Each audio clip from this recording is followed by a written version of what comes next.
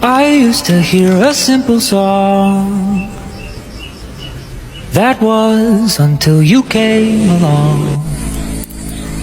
Now in its place is something new.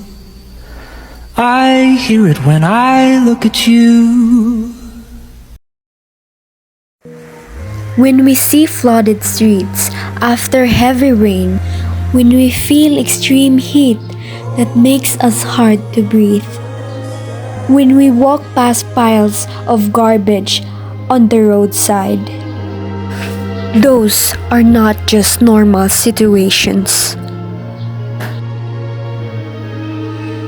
We choose environmental protection as our topic because it is an issue that directly affects our daily lives and our community. And it is very important because it is connected to our health, safety, and future. When we fail to manage waste properly or ignore environmental responsibilities, the consequences affect everyone, especially vulnerable members of the community.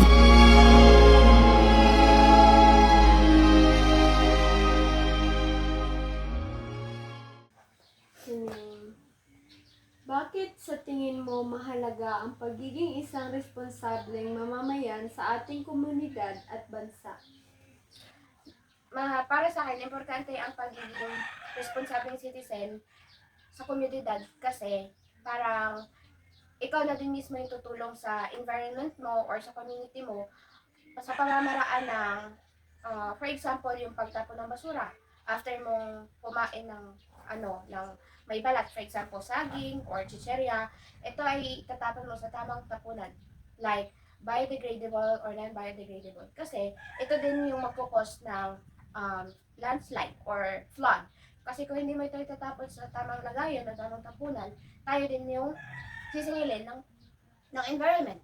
Kasi mababaha tayo ng kalikasan. I mean. So yun. Kaya importante sa atin maging responsableng mamamayan or citizen. Next question. Maaari ka bang magbahagi ng halimbawa kung paano ka nakakatulong sa ating komunidad o lipunan sa pangangalaga ng kalikasan tulad ng pagsali sa tree planting or recycling programs? Para sa akin, idagdag ko na lang yung example ko dun sa naunang tanong. Yung example or magbabahagi ako ng halimbawa sa pagtulong kung paano ito gawin or paano ka makakatulong sa kalikasan is yung kinain mo, ano ba yun, yung for example yung balat ng junk foods, pagkatapos mong ikakainin yun, pwede mo siyang gawing kortina. Like, ikat mo siya ng pahaba, and then, parang may gagawin kang something na, ma-form siya into, like, what do you call this? Like triangle, and then, lagay mo siya sa isang lagayan, and then, pag madami na siya, like, marami kang nakukuhang basura sa paligid kasi, mga recycled, recycled cover ng junk foods, ganun. So, lalagay mo siya sa isang lagayan, syempre, yun, huhugasan mo muna. And then, gawin mong kortina ito, and then, magagawa mo na siya pala sa bahay. So, yun. By collecting junk food covers in the street. So you can help the community. That's it. Next question. Ano sa tingin mo ang mga hamon na kinakaharap ng mga tao sa pakikilahok sa mga programa para sa pangangalaga ng kalikasan tulad ng tree planting at recycling? At paano ito nakaaapekto sa ating komunidad? Para sa akin, ang isang hamon ng mga tao sa salamuha or pakikipag-join sa isang activity, halimbawa for tree planting, is yung walang kaalaman. Yun yung hamon nila kasi kung wala kang kaalaman kung paano ito nakakatulong, is hindi ka talaga gagawa ng paraan para mag-join sa isang activity. Kasi ang alam lang nila, mag-tree planting lang, and yun lang, magtatanim-tanim lang kayo, pero hindi nila alam kung ano yung resulta nito after 6 months. Kasi 6 months, I believe, yung tree na makakapag-produce ng roots, and then makakatulong din, makakapigil ng baha. So, ayun. And then, isa pa dyan yung pagiging tamad. Tamad makipaghalubilo, makijoin sa mga activity na yun. So, yun lang yung aspect or yung hamon na naiisip ko kung bakit hindi sila nakakapag-join ng activity. At paano ito nakaapekto sa ating komunidad? Nakapekto ito kasi pag konti lang yung nag-join ng mga ganong activity, parang parang konti lang din yung natatanim na tree kasi dapat kasi community, which means pagtutulungan ng isang komunidad. Paano mo ito matatato community kung iilan lang ang sasali, kung iilan lang ang gumagawa nito. And that's all.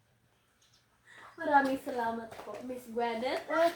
Sir, ito ang iyong mga katanungan. Unang-una, ano ang maipapayo mo sa mga kabataan tulad namin tungkol sa pagtupad ng responsibilidad bilang isang mamamayan? 1, 2, 3, go.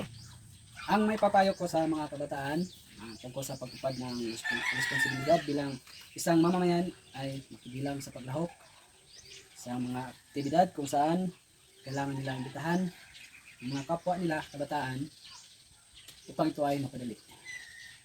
Halimbawa sa aktibidad ay yung sasali sa tree planting at sa cleanliness of the environment o sa kalikasan. Yun lang. Okay, next question. Ano ang pagbabago ang nais mong makita sa ating komunidad o bansa upang mas mapabuti ang mga programa para sa pangangalaga ng kalikasan, lalo na sa tree planting at recycling? Ang nais kong makita sa ating komunidad ay yung malaking pagbabago lalo na sa ating kalikasan na dapat hindi na tayo mahirapan sa buhay.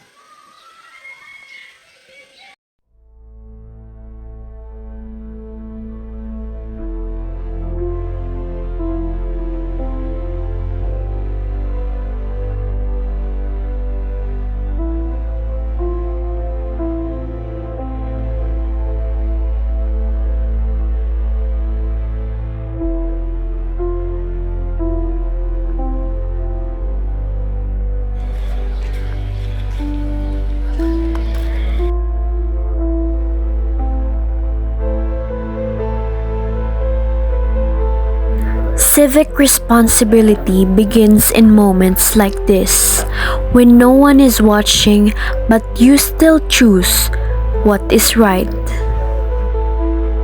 As students, we took the initiative to clean some scattered trash in our barangay. We picked up waste that was left along the roadside and properly disposed of it. Although it was a small action, we believe that taking initiative, even without being told, is a true example of civic responsibility. We did not wait for a program or an organized event. We simply saw a problem and chose to act.